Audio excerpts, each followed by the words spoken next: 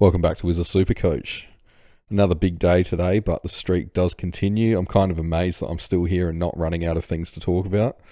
I still haven't had time, unfortunately, to work out a Philippou solution. Luckily, it is only January still. But yeah, that has thrown a spanner in the works. It's likely changed my entire structure. I know I mentioned yesterday that I might put Boyd into the flex spot and stuff, but I'm off of that now because just way too risky. So yeah, I will do a video as soon as I can, as soon as I've worked that out. Now, I did say in an early video that I think selections were going to become easier. It would narrow down because some picks are going to eliminate themselves, and I think that's well and truly begun. And that's just through injury. If you've been following the news the last couple of days, there's been a handful of players, and a few of them come up in here, but yeah, they've had pretty significant injuries, unfortunately. So today's vid is another straightforward one. It's just midfielders and what they average in wins versus losses. It's the top 20 priced mids plus anyone that's considered relevant, not necessarily by me, but if other people are talking about them and things like that. So there's no finals or sub games included either. So you're probably wondering what this might tell us. Well, obviously not everything, but it can be a pretty good indicator of who might be a downhill skier or vice versa. I guess we can then predict how much this might help or hurt a player's average in 2025 based on how well we think their team might go. So I can already see here, like, there's a lot of potential score rises and a few potential drops as well, but this is just based purely on what teams the players play for, and there's been a bit of movement, I guess, amongst the teams, so that can really help some of these traded players. So I'll run through a few. Ashcroft here obviously has the biggest differential in terms of scoring well in losses. So yeah, those guys are in green. I don't think this is going to be an issue though, because Brisbane should contend again, and I think they'll win a lot of games. Also, this is probably skewed because it's a pretty small sample size for Ashcroft. Remember, it doesn't include finals, so yeah, not too many games to go off. Same thing with Peatling, small sample size, but I think this is a good sign for him, given that he's going to a team that is weaker than the Giants at the moment.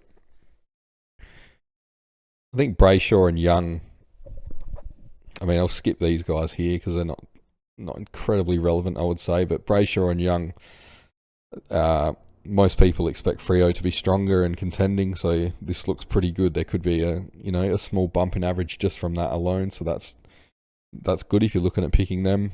I guess the same for Dawson, like probably to a lesser extent. Crom probably won't be as good as Freo, but they are expected to improve, so we can see here that could add a few points to Dawson's overall average.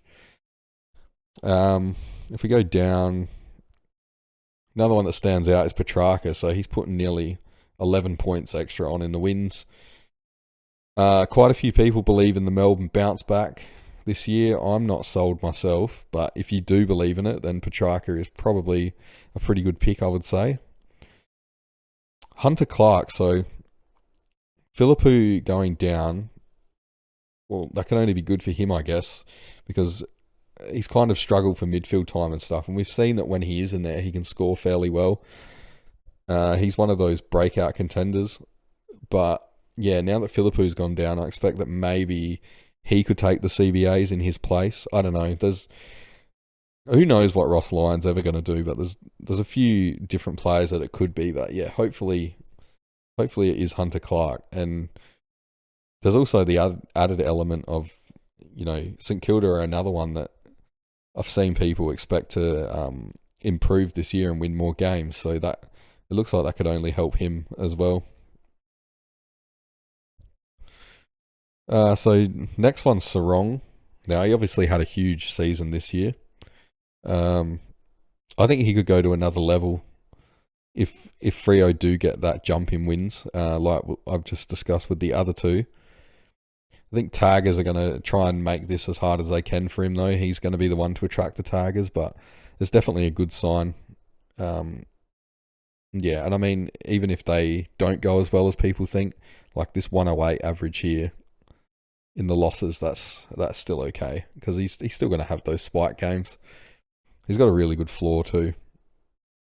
I've said it before, and again, like, I'm not being biased here, but I have a gut feel that Port are going to regress slightly.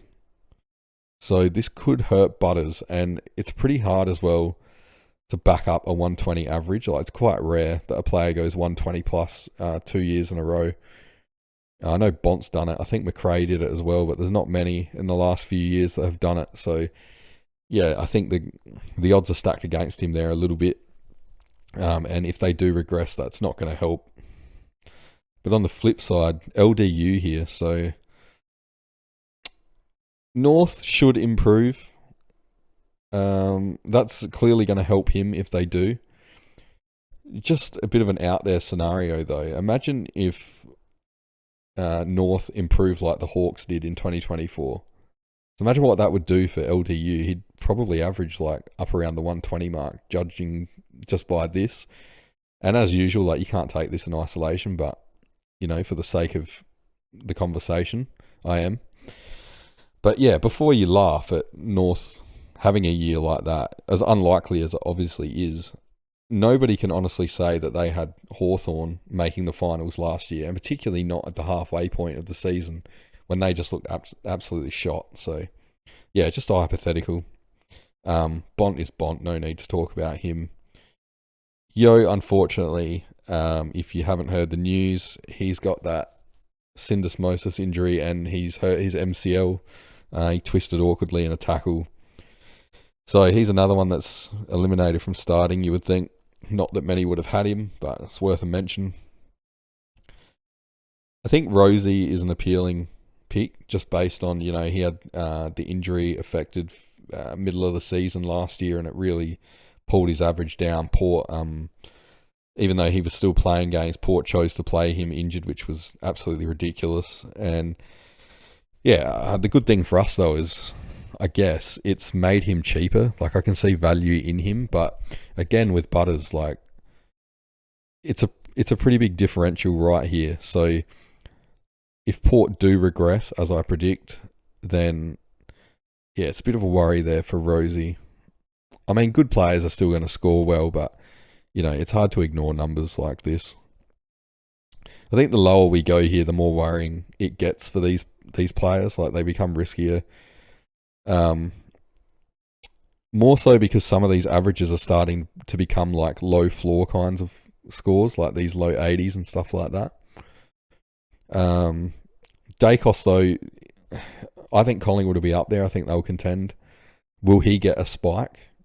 Like, could he reach like that 125 average? Yeah, probably unlikely, but especially with the plantar fasciitis. But yeah, these numbers would suggest that it's probably possible. Say if they go back to winning, say 15 games or something like that. So I'll skip all the way down to Richards, because this really stood out to me. I need to look into this, and I haven't had time to do it yet. And it's entirely possible that when he's in the middle, when he scores best, obviously, when he's in the middle, the Dogs win more games. So hopefully that's the case, because if it is, you would hope that Bevo would realise and be more inclined to give him a permanent midfield spot. But again, I do need to look into what has caused this, because as I've said before, I find these really helpful because they kind of force you to look into places you wouldn't really look before. Wardlaw is another one. He's injured his hamstring, so it's probably another one bites the dust in terms of a starting pick there.